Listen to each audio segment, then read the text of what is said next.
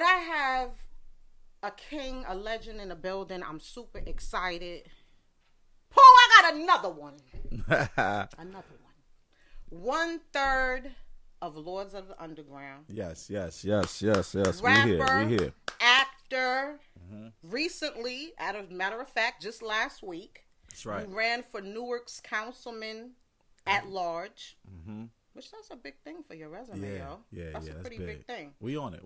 Welcome, Mr. Dupree. Dupre. You put the accent over there. Do it all. Kelly, everybody. That's right. Applause, y'all. What up? Oh, shit. Hey, that's good. Hey. All right. We'll do it. Now, you said Dupree. Yeah, Dupre. Where your family from? Everybody, when I say Dupre and put that accent over there, You'll know what we thinking. They already thinking. Parlez-vous français? Hey, a little bit, Probably. We don't know where we from. Right. We got a little bit of everybody in us. They think I'm Haitian, but it was Flag Day for the Haitians, I think yesterday or something. So, sac passe, nabule. But you got a little Haitian in you? Nah, I don't. Not that I. Well, actually, you gotta do 23 and me. I just did the other one. I just did which other one was it? Which other one was it? Good night. Ancestry. Yeah. All right, do not bang that table because Pooh is watching and he will go ham. Oh, okay. Yeah, Pooh. It messes up the audio. Ace, I already know about it. I already know about that, Ace, too. My bad. I should know better. You should know by now. Right. And the mic is on the table, so I should know. But I did Ancestry, and I think I did it in January or February, and found out that I'm 85% Cameroon.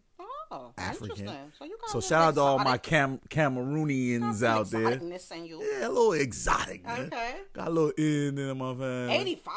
85% Cameroon. And what else you got in you? And it's a bunch of like 1% Holland, 1%. Those are all of the slave masters that raped our ancestors. All right, here you go. So we not get so deep. See, I'm just saying 1%. Here, 1% there. Dude. Got a little slave ancestral up in me too. You know what I mean? You black, right? That's right. I'm black. I'm blacker than I'm black. Now, explain to the average Joe Smo like me, what does councilman at large mean? What does that mean? So, at large means that you just you have reign and jurisdiction over an entire mass of city. So, whatever the totality of that city is, you have citywide jurisdiction, sort of like a mayor. Oh, okay. Instead of just having wards. Now we have councilmen just regular councilmen and women who we have 5 wards in Newark, New Jersey. So each ward gets a councilman, someone who presides over the ward and reports back to City Hall and the mayor. And so they're like the mayor of the ward of the districts. And then you have the councilman at large who is right under the mayor, and they preside over the entire city and over the other councilmen, and just to make sure that everything, and they're one of those votes for laws and ordinances. So to say yay or nay, I thought that was a very, very good look for you.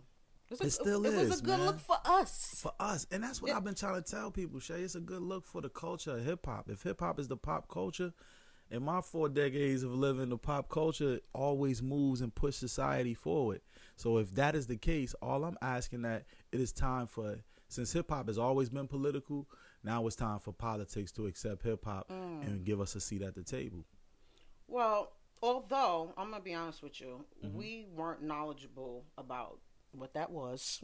No doubt. or what that meant. But all we did know is that we wanted to support you in any way possible. The foulness was that we couldn't vote because I didn't know that you had to be a Newark resident to vote. So the election was last week, by the way, for all who don't know. It was May 8th, and unfortunately, we came up short. You were you were defeated. And so what I'm asking is, so how do we move forward? Do we wish the new nigga well and, come back next year? What I think it's every 4 years, first of all. Okay. And there's no new nigga. There's the old people that's been in there for 24, 27 years. That's what the problem is. See, it gets so deep, and I don't even know if we're ready to go into the deep politics, but in our city, it was probably one of the lowest turnouts. You know, you're talking about 18.8% only came out. Aww. So out of 212,000 100,000 registered voters. So that means like 37-ish thousand people came out. And then the people that came out, if they like our current mayor, then anybody that's attached to him, they don't care who's they're gonna vote the line. And if you like the contender who was our councilwoman, if you like her, then you're gonna vote her line. I was independent, and then I was in between 3 teams, and 2 teams, the Goliath teams that I call them, because it's 2 mayors going against each other, and then a smaller team of just independents that formed a team. So I'm smack dab in the middle of that triangle, independent. So you knew you was coming into a race. Oh yeah, I knew it. But my point was, I've already been doing a lot of these things in the city and in our communities. So it wasn't about, you know, if I won or not, because I don't really believe I need a title to do the things that I was doing. But I do think that it creates an easier pathway. So I said, you know what, let me give it a shot, throw my hat into the ring. But I guess it did something, because I have about 4 congressmen calling my phone, 2 senators calling my phone. The mayor himself hit me right afterwards, you know, and a lot of political people hitting my phones, wanting me to be involved and wanting me to get down and do certain things, because they know the power of the vote. They know what I brought to the table. And, you know, we're just going to keep moving forward and doing the work. Do you think it was an honest race? On my behalf, yes. Okay. On Did their it get behalf, ugly at all at any yes. point? Politics is What dirty. do you mean? Yes, like what? People was going back and... I just tell you a couple of things. So they were, my phone conversations was, my conversations, like if I'm having a conversation with you right here, right now, it will be recorded. And then by who? Whoever's in the mix, maybe not by you. So just to give you a real situation, I'm talking to 3 people at one time, 3 gentlemen. And I'm just over there, and they say, yo, we hearing rumors that you might run. This is early on in the campaign. And I'm talking about them, so they started to bring up other names. Thank God I'm just not a chatty dude like that. I don't... Chatty Patty? Nah, I don't do all of that talking. If Shay's not there, I'm not... And you bringing up Shay, I'm not going in like, oh, yeah, Shay this, Shay that. Bitch nigga. Yeah, I don't do none of that, right? I just didn't come up like that. Right. So when they started to do that, I'm like, wow, okay. Oh, wow. You know, this is what you hear me saying on the... Like, oh, word, man. Oh, I thought they would be like trying to pull up old stories when you was on the road. Nah. They were actually trying to engage me to disrespect the person that they were talking about, who were a couple of elected officials. And then I got a phone call right after that conversation. And they were like, dude, thank you, from one of the elected officials. And they were like, thank you. And I was like, thank you. I'm like, what's good? They were like, you just had a conversation with such and such and such and such, and you didn't kick my back in. I'm like, well, where are you? I'm looking around like you were standing here. They're like, oh no, I'm not there. So I got mad at them. Right. Even though I ain't kicked their back in, I got mad at them. Like, how can you allow me to be in that position? They were like, no, I just wanted to. I was like, man, get out of here. So, but I knew that's when it was going to start getting dirty. Then I started getting surveillance pictures taken of me and of my place and all that type of stuff. Did you leave with enemies? I just know the people who not for me now. I feel you. But now that you're done polying, right? For the moment. For the moment. Okay. Are you going to get back in the studio? Is what I need to know. You know what? I was on the road. I was doing the politics for 11 months consistently, every day, 24 hours a day, 7 days, 8 days a week. You might as well say. And it's not easy. I know. It really is not easy. It's not easy on your family. It's not easy on your loved ones. It's not easy on your business. It's not easy on your art. So soon as the day after Election Day, I went right into the studio. Oh, good. You needed that. Yeah, just because you know what? Even if we're not, Lords of the Underground is not on a mainstream anymore, I love hip hop. This is what I do.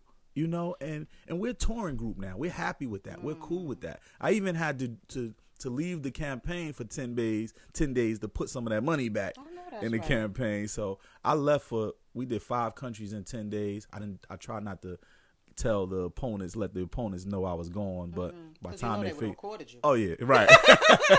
by the time they realized that I was back, you know, and but yeah, man, I mean, hip hop is everything. Hip hop is the way we eat, sleep, talk, and I am what hip hop looks like growing up. That's the truth. You know, and I want people not to be scared of the culture anymore. Yeah, we have some negative undertones in a lot of different situations, but everything does. That's true. You know, and I'm and hip hop. if you're a hip hop fan or claim to be a hip hop fan, and you don't know who Lords of the Underground is, stop saying you're a hip hop fan. Yeah. Because that's not who you is. Yeah, you understand what I'm saying? Right. It's nonsense. Man, I think I've had so many different stages and levels as a child. You know, Dupre Kelly, born to a single parent. Yeah, I was going to ask you about your parents. You know, mom was very strong. I think that's why I'm attracted to strong women, because mom was very strong. And Pops was, you know, he was a wild dude hanging in the streets. You didn't grow up with him? Nah, I actually, me and my brother, we were caught in a shootout with him when we were younger. And my mother instantly was like, oh, okay, well, you can't be around your dad anymore, not, you know, unless he's... So he was a street dude? He was a street dude. And it was so street that when I was 16... I was selling weed on my block on 19th Street. You know you can't shit where you eat, though. Yeah, but I mean, you know, you young and dumb.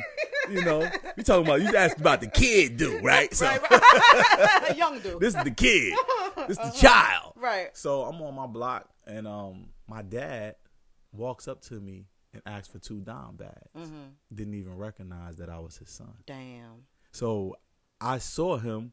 I remember the day. Okay, like, wait a minute. crazy. What do you mean didn't recognize? He didn't know. I mean, he didn't know who I was. What do you mean? Why? Because he was so high, or No, just because that's how long he didn't see you? He just didn't know. He didn't recognize me. He didn't know who I was. Was he high?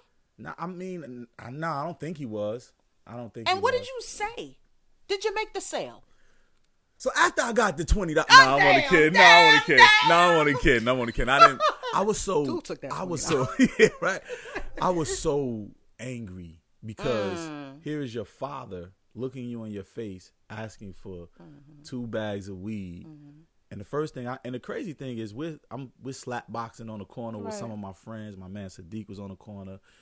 Sadiq and Terry and me were out there. Sadiq had He had a gun on him. He was our shooter out there. If anything ever happened, this might sound crazy, but it's real. The councilmen's are listening. Yeah. All right, but go ahead. And they start slapboxing and chasing each other down the street. So our shooter ran off playing with somebody else, and I was just there. And my father walks up and asked me for 2 dime bags, and I looked at him and I said, "Oh wow!" I'm like, "Word, you want what from me?" I said, what you want from me?" And he was, you know, looking around, kind of in a rush, like, "Yo, let's do this and let me be out." And now I'm getting frustrated. I'm right, because like, nigga, you don't know me? Yeah, and I had my hat like this. So I turned my hat. And I was like, "You want what from me?" Like, it's like, me, nigga. Like, this me. Yes, and he like, nigga, let me get 2 dime bags. Damn, like, why you, daddy? So now I'm the rage. The rage. You know, I promise you, if one of them, the one with the gun, was still on the corner, you would have talked. I would have. Because now I'm screaming at the dude, so now they're looking and they're running back. So he sees them running back and he starts to kind of like jog backwards, like, "Yo, all I want is some weed. Like, why you tripping? Right. Like, why?" And I'm like, "Yo, you better get out of here now." And I'm just wilding on him. And when they got closer, he just took off. But what if he was right there? That's heartbreaking. Who knows what I would have done? And that's just the universe. That's just God, whatever you want to call him, not allowing me to be in. You know what I mean? So you saying that was when you was 16? Yeah, I was 16. So 2 years later, I got my deal. And I saw him again. And I promised him from that day, I said, I promise that from that day, if I ever see him again, I'm going to beat him up and rob him. Now, this is 16, 17 years old. Right. So I got my deal maybe 2 years later. Okay. And, me and Red, man, we lived right around the corner from each other. So we got out. Red was already on, but he had got a big check around that time. I got a big check. So we went and bought cars. And it was jewelry? around my mother. No, we wasn't really big on the jewelry at that time. I think Red was, though. We was big on rings. Like, we bought these big rings back then. But anyway, rings and watches. It wasn't, like, really changed. But I promised, it was my mother's birthday. So I told her, whatever you want, we're going to go to any mall. I think I took her to every mall in Jersey this day. The good son. Yeah, right. And then she said, you know what? I just want to go downtown Newark and buy some stuff. So this is like our local shopping area. Okay. So I was like, all right, she just want to go ball out downtown Newark in our hood. Mm-hmm. So I took her down there, and it's crazy because I live there now. I live right where I saw my father. Actually, my mother saw him. Okay. And she was like, wow, there go your dad. Now, she never knew about the previous story. Yeah. Okay. So she's like, there go your dad. But when she said that, it clicked in my mind what I said that I was going to do to him if I ever saw him again. Okay. And when she said that, I said, where? And she was like, right back there by the such and such. And this was when the club was out. When you put the club on your car, I reached in the back seat, grabbed my club, and just jumped out in the middle of the seat with the door open. My mother looked at me like I'm crazy. Yeah, what the fuck are you doing? Yeah. Right. And I jumped out, and he had his back turned. He was talking to somebody, and I was walking up back. Go ahead. But this is that rage of the young man. I was hurt, definitely. And she jumped out and just screamed in the middle of the street, like, "Don't pray, what are you?" And that scream just kind of shocked me back. I turned around and looked at her, and I just sort of like hurt in her face. And I didn't even look back to see if he turned around. I just walked back to the car, put the club back in the car. And I said, I will never worry about this guy ever again in life. No relationship today? No, he died. He died. He died 2 years ago, 3 years ago. Please tell me you went to the funeral. Actually, it was held at a funeral parlor that's owned by my people. So I called him, and he was like, "Yeah." I said, "Who was there?" He said, "Dude, man." He said, "I've been here all day." He said, "Nobody." I hate you. I can't stand you. He said, "Nobody." Please don't say nobody showed up. He said, "Nobody but his girlfriend at the time, and she's the one who set the arrangements." I do not believe. She said, "Dude, nobody came, bro." She said, "Nobody." She said, he said, "I can't believe that out of all of the times I've done funerals here, that he said one person showed up, but nobody came." So that's you his only child? No, me and my brother. And I'm hearing we got another brother somewhere, but how did your brother feel about this? He didn't go either. He understood. You didn't feel no way? Nah, I really didn't. Like, not even just saying it like. Yeah. I really just, that day of turning around, I really just released it from myself.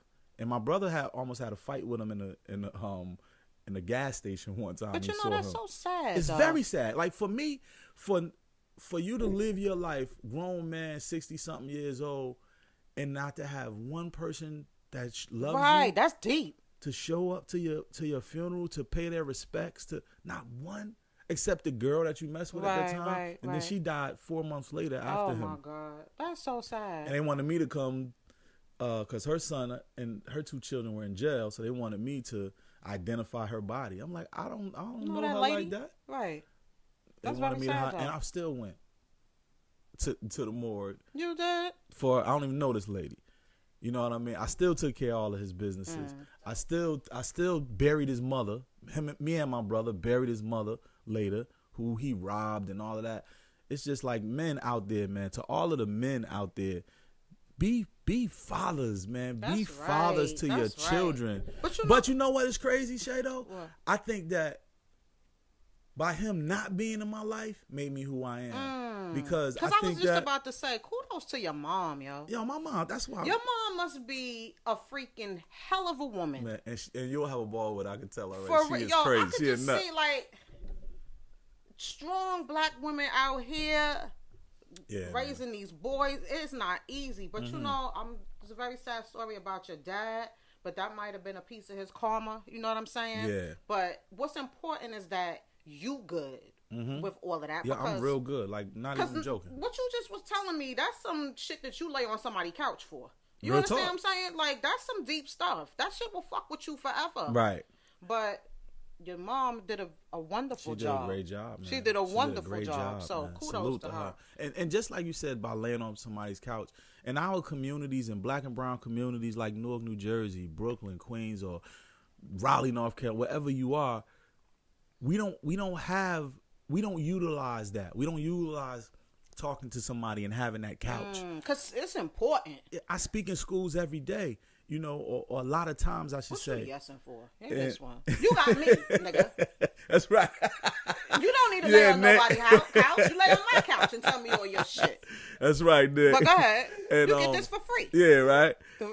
And sometimes it's just, you know, I went to one school one time and there was a guy who didn't want to take off his hoodie every day, and they just kept sending him to principal's office. And if he got sent one more time, he was going to get expelled because he wouldn't take off his hoodie. Just talking to this guy, he never had deodorant. His family couldn't afford. I'm like, you see, you don't be knowing people's situations. And just if you talk to him, you would have found this out. And you know, and there was a girl at one time who didn't eat in the morning, so she for some reason get like bad stomach cramps in the morning, and she just always bent over on her desk. They did the same thing to her. She was about to get expelled for not being able to have food in the morning for breakfast. It's just like little things, man. If you talk to these children who, you know, have to be in class with the same person, with a cousin of the person who killed their brother or sister or nephew, or you know, how could we do it? We definitely need that couch, man. Yeah, we definitely need that couch. You see how necessary you are? What, man? For real. No, I'm for real.